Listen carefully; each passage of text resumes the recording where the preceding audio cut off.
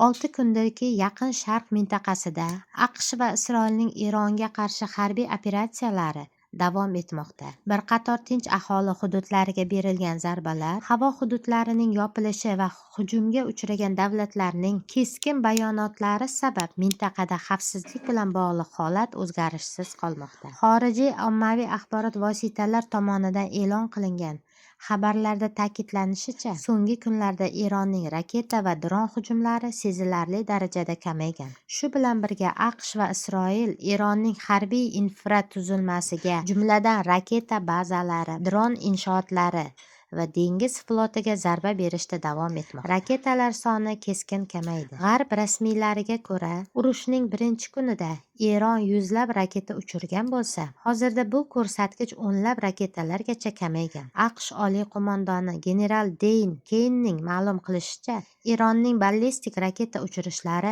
urush boshlanganidan beri sezilarli darajada ozaygan. AQSh markaziy qo'mondonligi esa so'nggi 24 soat ichida hujumlar yana ham 23% ga kamayganini bildirgan. Urushdan oldin Eron zaxirasida 2000 dan ortiq qisqa masofali ballistik raketa borligini taxmin qilingan. Biroq harbiylar o'z qurol zaxiralari haqidagi aniq raqamlarni odatda oshkor qilmaydilar. Dron hujumi ham sustlashgan.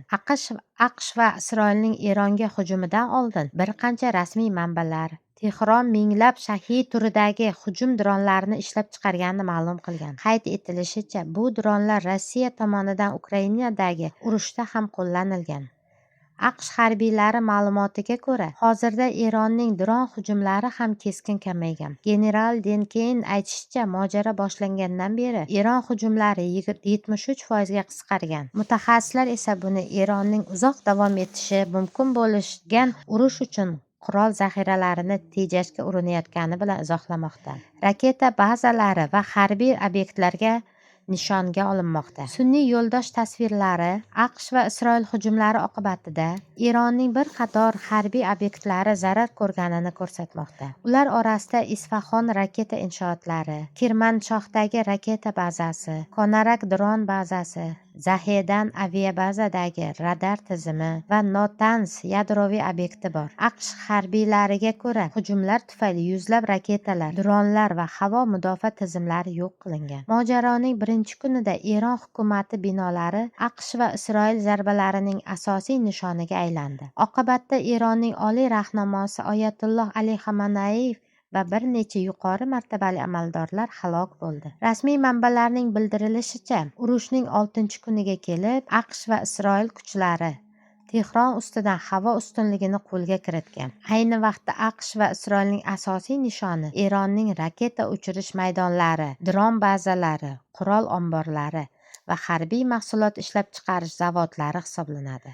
AQShning Yaqin Sharqdagi markaziy qo'mondonligi ma'lumotiga ko'ra, urushning keyingi bosqichi aynan shu obyektlarni aniqlab, yo'q qilishga qaratiladi. Eron dengiz floti ham zarba ostida. Ommaviy axborot vositalari sun'iy yo'ldosh orqali olingan ma'lumotlarga asoslanib, AQSh va Isroil zarbalari oqibatida kamida 11 ta Eron harbiy kemasi shikastlangani yoki yo'q qilingani haqida xabar bergan. Bandar Abbos va Konarak dengiz bazalarida bir nechta kemalar yonib ketganini tasvirlar ko'rish mumkin. Shikastlangan kemalar orasida Eronning eng yirik harbiy kemalaridan biri Irins Makran ham bor. AQSh harbiylari esa umumiy hisobda 17 ta Eron kemasi yo'q qilinganini da'vo qilmoqdalar. AQSh mudofaa vaziri Pit Heksetning aytishicha, bugun 5-mart kuni mamlakat suv osti kemasi Hind okeanida Eron harbiy kemasiga torpedo bilan zarba bergan. Oqibatda kema Shri-Lanka qirg'oqlari yaqinida cho'kib ketgan. Shri-Lanka rasmiylarining ma'lum qilishicha,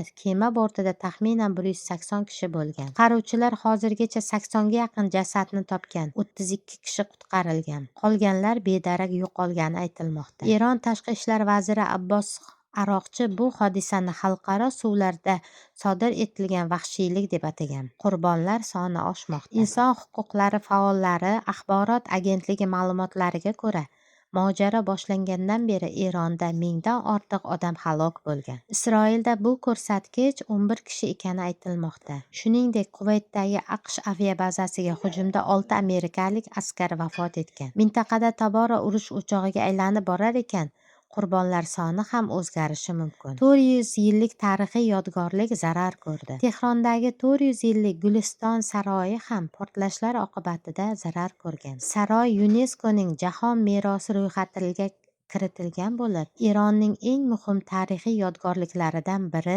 hisoblanadi. Mahalliy ommaviy axborot vositalariga ko'ra, portlash to'lqinlari oqibatida saroyning oynalari, devorlari, bezaklari va tarixiy eshiklariga zarar yetgan. Eron iqtisodiy tanazzuldami? Harbiy to'qnashuvlar sabab Eron xabar olish tobora qiyinlashmoqda. Erondan mamlakatning katta qismida internet uzilgani sababli yangiliklar oqimi kamaygan. Biroq xorijiy ommaviy axborot vositalarining mahalliy manbalariga tayanib xabar berishicha, Eronda iqtisodiy bosim va xavfsizlik bilan bog'liq keskinliklar bir vaqtda kuchayib, odamlar hayoti yanada og'irlashgan. Aslida iqtisodiy muammolar ancha yillar oldin boshlangan. Bu inqiroz yillar davomida xalqaro sanksiyalar va iqtisodiy boshqaruvdagi muammolar sabab shakllangan. Rasmiy ma'lumotlarga ko'ra, 2026-yil fevral oyida Eronda inflyatsiya darajasi 68,1% ga yetgan. Bu so'nggi 10 yildagi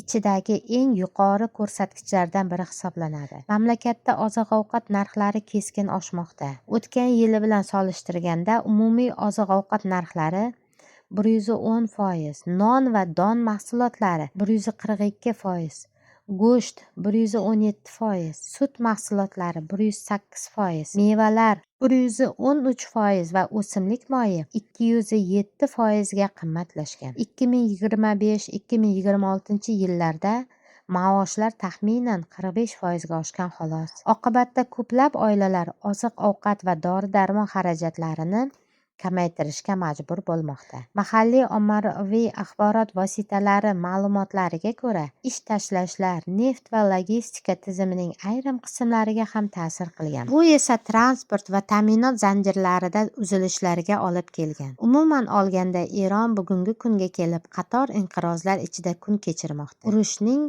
keyingi taqdiri. AQSh prezidenti Donald Tramp urush 4-5 hafta davom etishi mumkinligini, ammo zarurat bo'lsa undan ham uzoqroq muddatga cho'zilishini ma'lum qilgan. Eron tomoni ham oliy rahnomo Oyatulloh Ali Xamanoyning o'limi ortidan qasos muqarrarligini va tarixdagi eng shiddatli hujumlar hali oldinda ekanligini bildirgan. Tahlilchilarning fikricha, mojaro bir necha xil ssenariy bilan yakunlanishi mumkin. Jumladan, Eron rejimining zaiflashishi yoki parchalanishi, yangi rahbarning yanada keskin siyosat yuritishi, mintaqada Isroil ta'sirining kuchayishi yoki uzoq davom etadigan beqarorlik. Mutaxassislar Yaqin Sharqdagi vaziyat yaqin haftalarda global siyosat va energetika bozorlariga ham sezilarli ta'sir ko'rsatishi mumkinligini ta'kidlamoqda.